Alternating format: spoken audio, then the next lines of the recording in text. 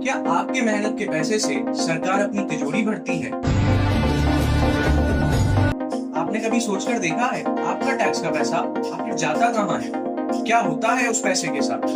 और अंबानी और अडानी जैसे इतने बड़े बड़े बिजनेसमैन होने के बाद भी इंडिया में आखिर इतनी गरीबी क्यों है?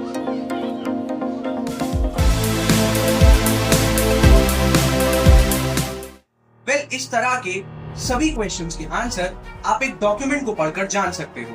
वो है इंडिया का बजट। पर बजट वर्ड सुनते ही हमें बड़ा कॉम्प्लिकेटेड लगता है। कभी इसके बारे में बात नहीं होती, कभी इसके बारे में ज्यादा सुनाई नहीं देता। तो ऐसा क्यों? तो आइए जानते हैं कि इंडिया का बजट कैसे बनाया जाता है। 3 क्वेश्चंस बहुत इंपॉर्टेंट हैं। नंबर 1 कि इंडिया आने वाले 1 साल में कितना पैसा कमाने वाला है। नंबर 2 आने वाले 1 साल में इंडिया कितना पैसा खर्च करेगा। और नंबर 3 आने वाले 1 साल में हमारी कंट्री का फोकस किन एरियाज के ऊपर होगा। और ये क्वेश्चंस के आंसर्स फाइंड आउट करने में लगभग 6 महीने का वक्त लग जाता है। First of all finance ministry एक सर्कुलर इशू करती है और सभी मिनिस्ट्रीज को एक एस्टिमेट देने के लिए बोलती है कि आने वाले साल में उनको कितने पैसे की जरूरत पड़ने वाली है। फाइनेंस मिनिस्ट्री अपना भी एक एस्टिमेशन निकालती है कि आने वाले ईयर में लगभग जीडीपी कितना ग्रो होना चाहिए।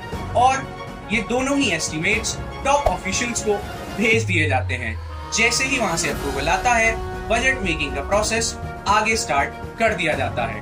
वैसे तो ये पूरा प्रोसेस 1 से 2 महीने में भी कंप्लीट किया जा सकता है, बट फिर ऐसा क्यों होता है कि 5 से 6 महीने लग जाते हैं? वो ऐसा इसलिए क्योंकि हमारी जो फाइनेंस मिनिस्ट्री है वो सजेशंस लेती है बड़े बड़े बिजनेस हाउसेस से, ट्रेड यूनियन से, फार्मर यूनियन से, और इन सभी के सजेशंस को कंसिडर करने के बाद ही बजट आगे बनाया जाता है। और सबसे आखिर में हमारे प्राइम मिनिस्टर और हमारे फाइनेंस मिनिस्टर के बीच मीटिंग होती है, जहां पर फाइनली एक फाइनल बजट डॉक्यूमेंट प्रिपेयर किया जाता है। और जैसे ही ये बजट डॉक्यूमेंट फाइनल हो जाता है, इसके बाद होती है हलवा मेकिंग सेरेमनी। वो इसलिए ताकि जितने भी ऑफिसर्स इस मैटर में इन्वॉल्व थे उनको थैंक्स कहा जा सके। और फिर 1 फरवरी को ये डॉक्यूमेंट पार्लियामेंट में प्रेजेंट कर दिया जाता है।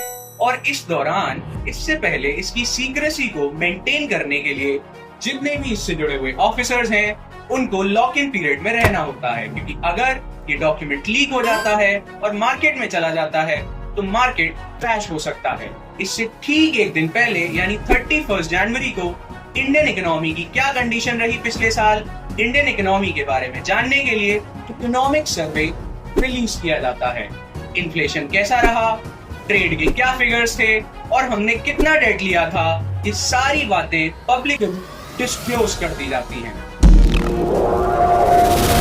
बजट प्रेजेंटेशन के 2 पार्ट्स होते हैं। Part number 1 budget speech and announcements, part number 2 accounts. Part 1 में हमें पता चलता है कि आने वाले साल में इंडिया किस रोड मैप के साथ आगे बढ़ेगा। और पार्ट नंबर 2 अकाउंट्स, सबका फेवरेट। क्यों भी ओवर एक्टिंग करता है साला, ओवर एक्टिंग की औलाद, जिसके बारे में सबको बेसब्री से इंतजार रहता है। एक काम कर 200 रुपए दे और 50 रुपए काट ओवर एक्टिंग के वजह। ये ऐसा पार्ट है जिसको पढ़ के पता चलेगा कि कहीं कोई नया टैक्स तो नहीं आया, या फिर ऑलरेडी जो टैक्स था उसके रेट तो नहीं कम कर, और टैक्स को सेव करने के नए तरीके तो नहीं मिले।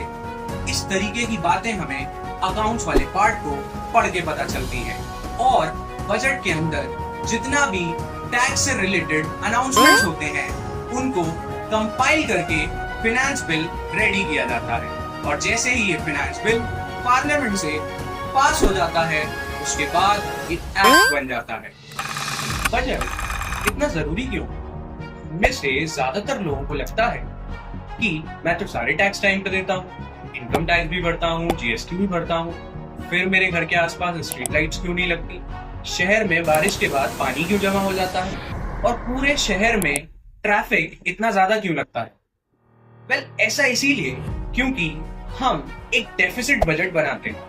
मतलब हमारे एक्सपेंसेस ज्यादा होते हैं रेवेन्यू के कंपैरिजन में। लोगों को लगता होगा सरकार क्या करती है, सरकार हमारे खर्चे पूरे करने के लिए काम तो करती है, जैसे लोन लेती है, बट उस लोन के ऊपर भी उसको इंटरेस्ट चुकाना होता है, जिसकी वजह से टैक्स देने के बाद भी हमारे पास पैसे की काफी भारी कमी रहती है।